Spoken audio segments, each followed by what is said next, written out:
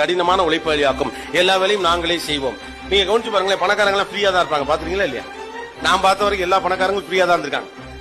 இந்தியாவுடைய ஒரு பெரிய தொழில் அதிபரை ஒரு முறை நான் சந்திக்க போயிருந்த போது ஒரு விளையாட்டாக என்கிட்ட சொன்னார், உனக்கு இடையில எனக்கும் ஒரு பெட்டு, நானும் போன் ஆன்ல வச்சிருக்கேன், நீயும் போன்ல ஆன்ல வை, நம்மள்ட்ட 30 நிமிஷம் இன்னைக்கு மீட்டிங், 30 நிமிஷத்துல எனக்கு போன் வந்தா நான் உனக்கு 1000 ரூபாய் தரேன், உனக்கு போன் வந்தா நீ எனக்கு 1000 ரூபாய் தரேன். எனக்கு 10 போன் வந்து அவருக்கு ஒரு போன் கூட வரல.